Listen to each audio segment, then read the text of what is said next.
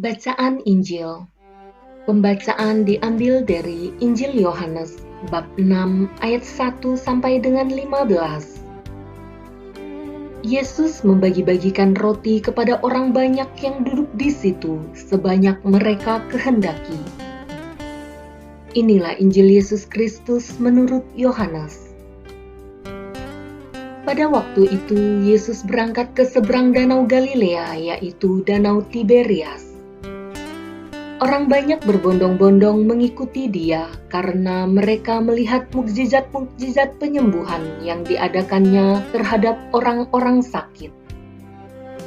Yesus naik ke atas gunung dan duduk di situ dengan murid-muridnya.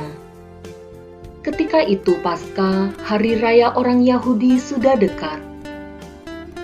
Ketika Yesus memandang sekelilingnya dan melihat bahwa orang banyak berbondong-bondong datang kepadanya, berkatalah ia kepada Filipus, "Di manakah kita akan membeli roti sehingga mereka ini dapat makan?" Hal itu dikatakannya untuk mencobai dia, sebab ia sendiri tahu apa yang hendak dilakukannya. Jawab Filipus kepadanya, "Roti seharga 200 dinar tidak akan cukup untuk mereka ini, sekalipun masing-masing mendapat sepotong kecil saja." Seorang dari murid-muridnya, yaitu Andreas, saudara Simon Petrus, berkata kepadanya, "Di sini ada seorang anak yang membawa 5 roti jelai dan mempunyai 2 ikan. Tetapi apakah artinya itu untuk orang sebanyak ini?" Kata Yesus, "Suruhlah orang-orang itu duduk."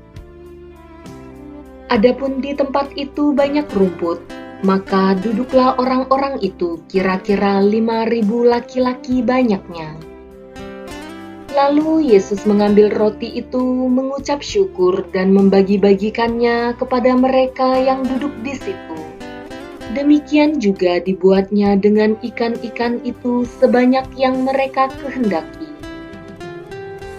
Dan setelah mereka kenyang, ia berkata kepada murid-muridnya, "Kumpulkanlah potongan-potongan yang lebih, supaya tidak ada yang terbuang."